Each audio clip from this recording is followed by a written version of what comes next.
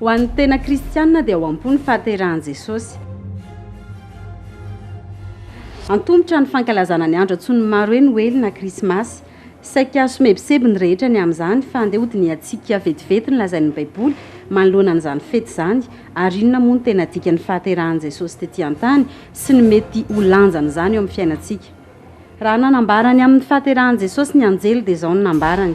Aza matahotra fa indro milaza teny somafaly aminareo ao dia fifaliana lehibe izay ho an'ny olona rehetra fa mpamonjy niteraka ho anareo anio ao an-tanànan'i Davida dia Kristy Tompo.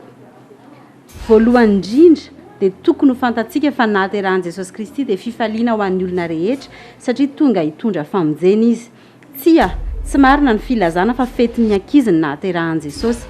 Andro namonjen'Andriamanitra izao tontolo izao ka nanolorany mizana no fanavotana antsika izany. Noho izany dia tokony hitondra fifaliana ho an'ny olona rehetra tsy hakanavaka.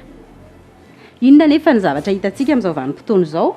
Ankehitriny dia adino tanteraka ny tena votoatin'ny nahaterahan'i Jesosy Kristy fa variana amin'ny resa-barotra sy fandaniana ny olona rehefa fotoana tahaka izao. Mazava ny antony. Fantaro fa ny Noely na Krismasy dia tsy fety nolazain'ny ten'Andriamanitra ankalazaina akory. Tsy misy nandalan-tsoratra masina ray aza nanafaran'Andriamanitra antsika zanany mba hatsiaro ny nahaterahan'i Jesosy Kristy. Ny nanafarany antsika dia ny hatsiaro ny nahafatesany ny amin'ny fandraisana ny fanasan'ny Tompo. Aoka koa ho fantatsika fa ny vondrona Coca-Cola no namorona ny fankalazana ny Krismasy ary resa-barotra ny tena nokendreny tamin'izany fotoana izany ka tao anatin'ny taonjato vitsy dia tafiditra tanteraka tamin'ny olona ka nanjary fetim-barotra, fividianana, fandaniam-bola ary hatramin'ny fitrosana mihitsy aza ny vanim-potoana tahaka izao. Ry kristiana malala, tsara ny mahatsiaro ny nahaterahan'i Jesosy Kristy ho tonga nofo fa tsy fomba tahaka ny ankalazany maro azy ankehitriny no ankasitrahan'Andriamanitra. Tsy ny fividianana akanjo vaovao sy kiraro izay mazana aza tonga amin'ny fijejoana sy ny fitanjahana, tsy ny fanaovana sakafo matsiro sy ny fisotroana zava-pisotro mahamambo ho mariky ny fety araky ny fiteny, tsy ny famonjena trano fivavahana ny andro ny 25 desambra fotsiny. Raha izany tokoa ny irian'Andriamanitra ao antsika dia tsy nalefany hatramin'ny fahafatesana ny zanany fa ny takian'Andriamanitra amintsika dia ny fanekena azy ao am-po, ny fahaterahan'i Jesosy Kristy ao am-pontsika sy ny fahatsiarovantsika azy isan'andro. Hita fa samy manao ny fahatsiarovana nahaterahan'i Jesosy ho zava-dehibe ny rehetra, saingy variana amin'ny resa-barotra sy ny fisehoana ety ivelany, any ka ny antony lehibe nahatonga ny fahatsiarovana indray ny tsinontsiniavina. Aza donoina fa ny hanafaka ny olona ny amin'ny fahotana, amin'ny geja, amin'ny fatotra ny nahatongavan'i Jesosy Kristy ary ny nahatongavany ho nofo. Voasoratra hoe ka hiteraka zazalahy izy ary ny anarany atao hoe Jesosy, fa izy no namonjy ny olona ho afaka amin'ny fahotany.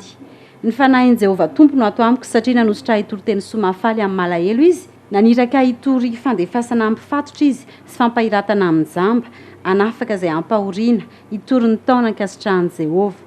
Noho izany, ny tena fandraisana marina ny nahaterahan'i Jesosy dia mitondra fanovana, fialana amin'ny geja ny fahotana, fahasitranana amin'ny aretina, fahafahana amin'ny fahazaran-dratsy, hitondra fifaliana, fanafahana, vonjy ny nahatongavan'i Jesosy ry kristiana malala fa tsy vao maika hitarika anao imamo, iliba, hiakanjo mamofady sy hirona amin'ny fijejojejoana izay tsy ankasitrahan'Andriamanitra. Koa tandremo fa sao anisan'ireo manao tsinitsinina ny nahaterahan'i Jesosy ho tonga nofo ianao.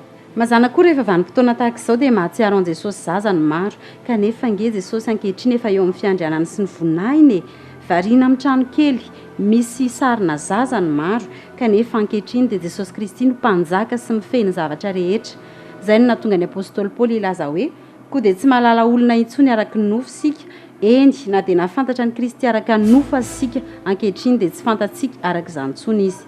Araka izany, raha tena zava-dehibe aminao nahaterahan'i Jesosy Kristy dia raisao am-po, maneke azy ary mandalova amin'ny fibebahana fa aza variana amin'ny fombafomba sy ny fandaniana ara-bola sy ny fisehoana ety ivelany. Tsy izany naloran'Andriamanitra hanao ny zanan'ilay tokana, tsy saritsary mpifaliana maharitra ray andro fa fifaliana mandrakizay ao amin'ny fanjakan'ny lanitra. Hoy ny voasoratra hoe fa toy izao ny tiavan'Andriamanitra izao tontolo izao, nomeny ny zanan'ilay tokana mba tsy ho very izay rehetra mino azy fa hanana ny fiainana mandrakizay. Tsarovy fa tamin'ny nahatongavan'i Jesosy Kristy ho tonga nofo dia Andriamanitra ray no nanome ary maimaim-poana ny fanomezany, tsy mitaky zavatra ara-materialy aminao izy, na vola, na fananana, na fisehoana, fa fonao no angatahiny honenan'i Jesosy Kristy.